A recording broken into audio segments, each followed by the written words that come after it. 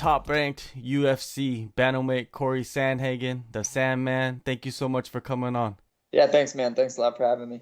All right. Well, now you finally get a fight you deserve. Was there a silver lining for you for in these past 6 months or so, where you were like going back with all these fighters and even maybe negotiating with the UFC? Yeah, I think that on paper, I definitely haven't had the best luck in the past year, but I think that kind of the circumstances of the division and everything, I think that I'm in a really good spot. I think that I really believe I'm only one fight away from a title. I just got to perform really well against Aljamain, hopefully get a finish, and then yeah, I'm in the title talks.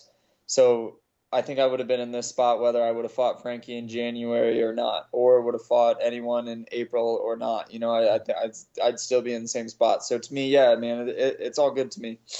All right. Before we go into Sterling, I wanted to talk about Colorado. You guys recently lifted the lockdown. Is that right? Dude, I don't even know what's going on. I think that we're in phase one and we're planning for phase two, whatever that means. And uh so like our restaurants are closed, gyms are still closed, but I guess phase two is restaurants and gyms and stuff like that. But right now gyms and restaurants and anything anything fun happening right now. It's like you're living in a video game, right? Phase one, phase two, phase three. Yeah. Yeah. I don't know, man. I try not to think about it because when I do, I'm like, damn, this shit is Yeah. bizarre. Yeah. Every place is different too. It's not like every place has the same rules. Like New Zealand has been on they were on lockdown for like 2 months straight, like straight lockdown. Nothing was open. Yeah, it's crazy. I mean, even in Colorado, dude, it's like county by county. Like Mhm. there's a county that's like 40 minutes south of here, and they're just kicking. They're just going, everything's open. They're just going, and then everywhere else is still kind of shut down. So yeah, it's crazy. So this limits your training and what you can do, right? So I saw that you were running a lot of the trails. You were even getting back into Taekwondo. Talk about that, man. Doing the kicks with. Yeah, that was the beginning of quarantine. So that was when everything was still really hot and I hadn't had a fight coming up. So I was abiding to the whole you're only hanging out with the people that are inside of your house. So I think I got pretty good at my kicks and stuff, like all the spinning kung fu stuff. I think I got pretty good at, which I enjoyed. It was a good learning process. I was doing that with my girlfriend a lot. The weather got a little bit nicer, so now I'm doing stuff outside. Obviously, the last I don't know 7 or 8 weeks or so, I've been going into the gym because I've known about me fighting pretty soon. So I've only been using three training partners, having three coaches. So I mean, I've only been around like that small circle of people, and that's kind of how we've been settling it or handling it on our team is the UFC guys that have fights coming up are only allowed to train with kind of other UFC guys Mhm. and or just specific training partners for those guys, and everyone else is kind of not allowed in the gym. Do you like that better? Having limited amount of people inside the gym? I don't like not having as many bodies, Mhm. uh, but I do like all of the special attention. Like Yeah. I'm learning a lot because all of the focus is on me. So there's a big spotlight on all of the errors that I've made and or I've had in the past, and that's given me a lot of opportunity to fix those, which has been really awesome. You said you've known about this fight for a while. Well, did you know that it was going to be this date, or did you know that this fight was just happening? I guess I didn't know that the fight. I knew that the next fight for me was, or I didn't know, but we had speculated that it was me and Sterling sometime in June, and that's what I was told. So I was like, okay, I'll just start getting ready as if I have a fight on the books and stuff. And then me and him actually have the same agent, so that was kind of like simple communication. It wasn't too difficult with that. What did kind of throw it off, and I think the UFC was maybe doing this on purpose, is that they hadn't given us any contracts or anything because I think that they wanted to see if Henry was being serious about retiring, and then they wanted to kind of feel out what they were going to do afterwards and stuff because I'm sure that they have a million things going on right now uh, with trying to figure out where fights are and blah blah blah. Just dealing with the pandemic in general. So I think that that's what they were kind of doing. But I had like a gut feeling that it was going to be Sterling this whole time. Even I think even since February, I was like, I think that that's probably the next guy that I'm going to fight, and I just didn't know when it was going to be. And then maybe a month, or yeah, what did I say, 7 or 8 weeks ago? That's when they had told me, all right, when's the earliest that you can fight? Because they're just trying to get guys right now. They don't care really what weight class. They're just trying to get people fights as soon as they can and book up these cards because this island isn't open up and there's only U.S. fighters. So they're trying to get as many as they can. So they asked me the soonest I could fight. I said June, and that's what ended up happening. Who is the core group that you have that's training with you right now? Yeah, so training with a guy named Justin Wetzel who fights for LFA, Carrington Banks who fights for LFA. He's also going to be in my corner as my wrestling coach. He's been doing a ton of one-on-one time with me for wrestling, and uh, me and him get along great. We see things eye to eye. We get along really well. So he's been a really good addition to my wrestling game and helping me out in that area. A kid named Elias Rodriguez, who's just a local kid from high altitude. Doesn't have many fights, but is just like a young 19-year-old kid. So I could text him and be like, "Hey man, like train in 15 minutes. Are you ready or are you good?" And then he'll just show up at the gym. He doesn't have anything else going on, so he's the perfect drilling partner. Uh, and then yeah, my coach is Elliot Marshall. He's been coming to sparring. Christian Allen, he's been coming to sparring, and then Sean Madden, me and him have been training, and he's been coming to sparring too. Yeah, definitely. That's a good group of people, and a lot of light has been shined on your team as of late, or the Hmm. last couple of years actually. And it seems like now people are noticing more than ever. Do you feel that? Do you feel like more people are noticing your team now more than ever?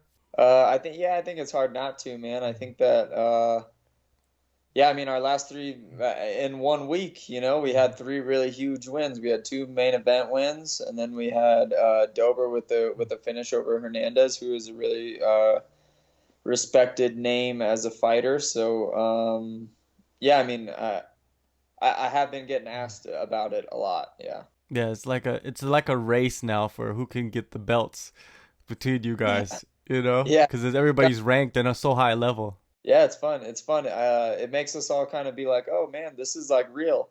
Like this is real. Like it's not just some thing that happens to some special people. Like it's happening to the people next to us. So, uh, yeah, it's good. It feels good to have everyone being really successful. Aljamain Sterling, what do you think about his style of fighting? Because it's very unique, just like yourself. Yeah, it's really awkward. It looks really annoying to fight against, which is a good thing. That's a compliment. I think that me and him bring a lot of the same advantages as far as like he likes to move his feet. He likes to play from the outside when he's striking. He likes to grapple a little bit. Most of his grappling exchanges are with the purpose of creating some type of jiu-jitsu instead of some type of wrestling, which I would say is pretty similar to mine too. So it's an exciting matchup as far as like it's always exciting to see like who's better at the advantages that they're good at, right? So I'm excited for that part. And yeah, I think that that's kind of how we pair up on paper. Is we bring a lot of the same stuff into the cage, and it's just going to be about who's better at that stuff. Do you see Sterling better than Moraes or Peter Yan? I think I think Moraes is the toughest fight, honestly. I think that he's a really smart fighter. I think that he's a really grounded person. He doesn't fight with a lot of emotion. And I think at the very high level, that's really important as far as consistency goes. So I think that you're not going to have him not show up for too many fights. The guy's a freak athlete. Um, so I think that he's probably one of the tougher fights in the division. I think Jan has looked really impressive, but I also think that like Jan hasn't had any tough fights. Like that's no, I mean I shouldn't say not tough fights, but not as high profile fights as Moraes, myself, and you could argue Aljamain has had. Um, so yeah, I mean that's what I think about the division is I would really like to see Jan get tested against Moraes. I would love to watch Moraes and Jan fight. I think that would be a great fight. But as far as toughness from all of them, I think Moraes is has the best winning fighting style. While we're on the type of Yan, after Henry Cejudo retired, Dana White comes out immediately after the event and says, "Oh yeah, Peter Yan's gonna fight for the title." When you heard that news, did you believe it, or did you think like, "Oh, that's just something Dana White would say"? You know what I mean? That's Dana White. Yeah, I mean, I believed it. I don't know, man. Like, it's hard for me to separate like what are just jealous feelings and what are legitimate feelings, you know? Like, obviously, I would love to be the guy where Dana White's like, yeah, Cory Sandhagen's the next guy fighting for the title because I think I've looked pretty impressive in my fights against better guys. But I also know that Jan shows up for his fights, you know, and he's really exciting and I'll give that to him. You know, he's capitalized on all the opportunities that he's been given. Um, but I mean, I honestly, to me, it's not really a race to get to the title. I'm not super concerned with that right now. I know that that's kind of like the big thing, um, but it's not, man. It's like even if they made me and Aljamain a title fight, it wouldn't mean too much to me because we're just hitting the restart button at this point. It's like it's not like I haven't taken out all of the other people that are in talks for the title. It would just mean that I got there first.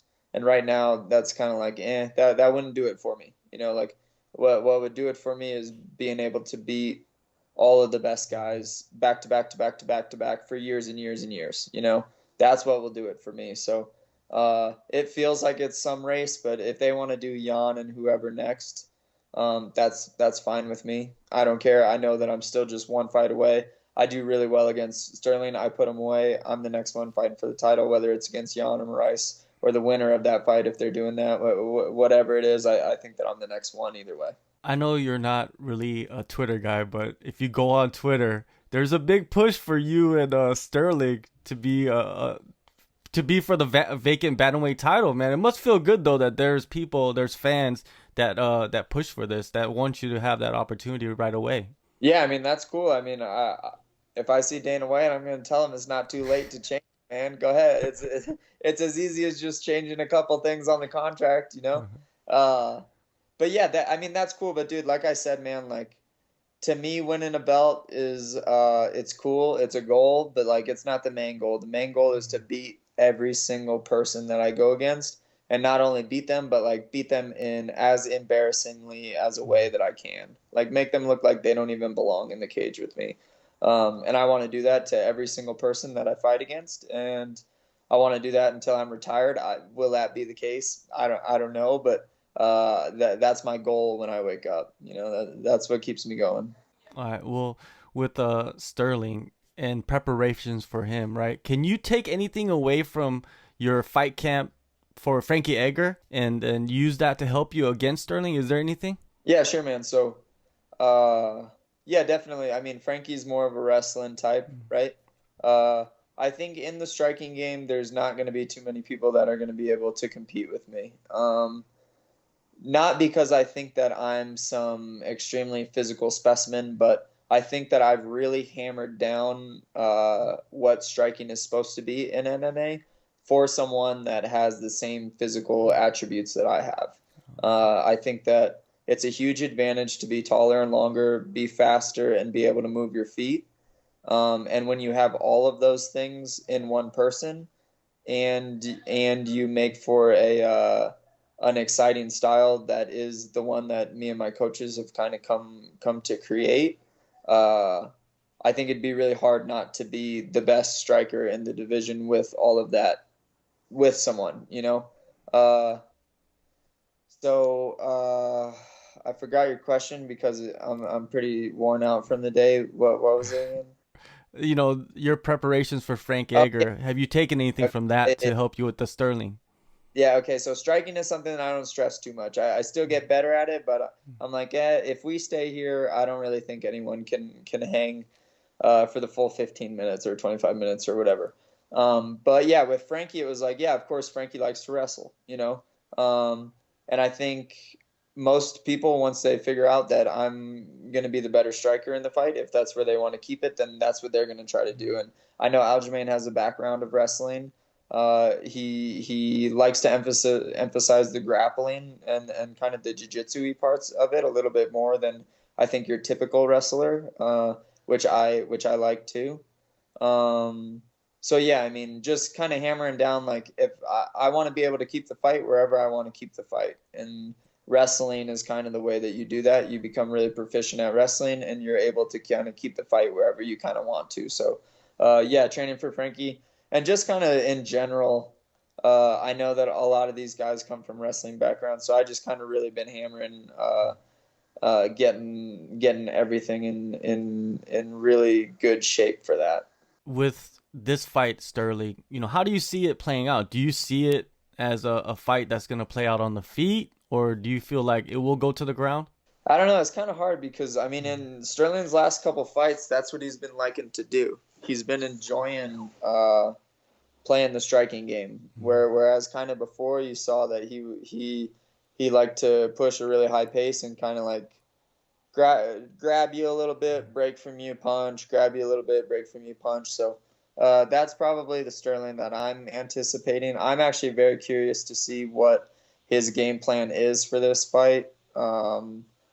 And how he's going to try to deal with someone that does bring a lot of the same advantages, because I think both of us have been in the same boat as far as we're both fighting shorter guys, and we've both been able to be faster and control the fight. So I think it's going to be really interesting to see how he goes about doing that. But as far as like how I picture it in my head, I think it's going to be me just being better at the advantages that we both share, and it just me being better. That's kind of how I see it playing out. As you climb the ranks, you fight more skilled, more dangerous guys. Has your approach changed at every level of this game, with the elevation of opposition? Yeah, the fights only get harder, man.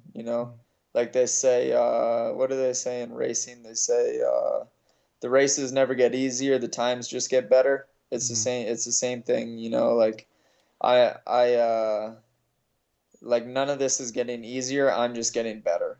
Like that's really what it is. And it's kind of as simple as that. It's like there's different guys, and different mindsets that you kind of have to have for different guys. Like with the Sun Sao and Lineker, my last two fights, it was more of like, all right, these guys are very dangerous and they're throwing a lot of heat. And if they hit you, that could be your night, And that's a very different way to go into a fight versus someone like Sterling, who it's like he's gonna be pushing a pace, and you have to either be matching that pace or you're gonna start drowning. So while there isn't really a huge threat to get finished against Sterling like there is against the Sun Sao and Lineker, there's still just a different type of threat that's there. So yeah, I mean, the race doesn't get easier, man. You just get better at it.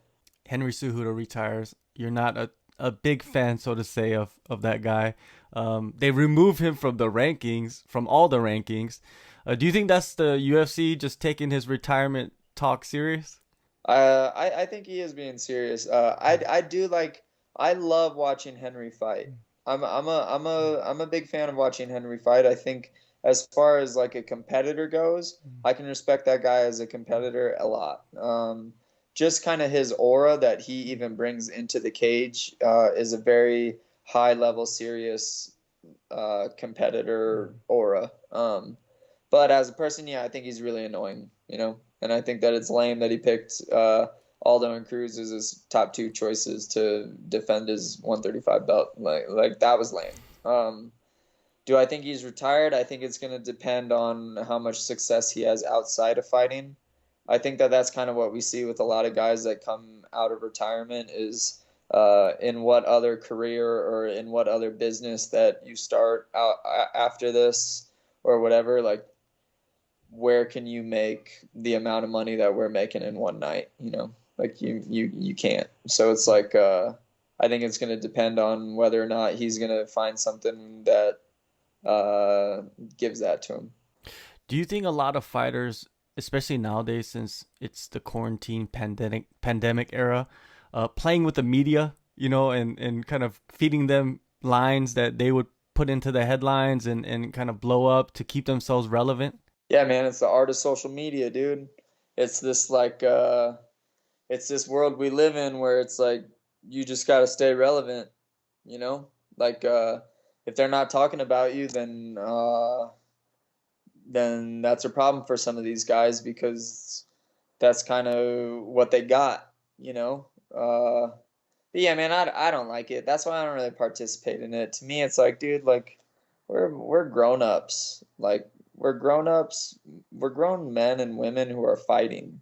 You know what I mean? Like that's what we're doing as a job. I don't really care about what trolls or even some fighters are saying about me. That it seems so silly, but it is really strange that like this is the type of world that we're living in now, where it's like if you just say some outlandish, weird, crazy shit, then people will just put it out there, and then you'll get this kind of endorphin kick from like all the attention that you get from that, and it's just like that's a world that I try to like walk through very as little as I can.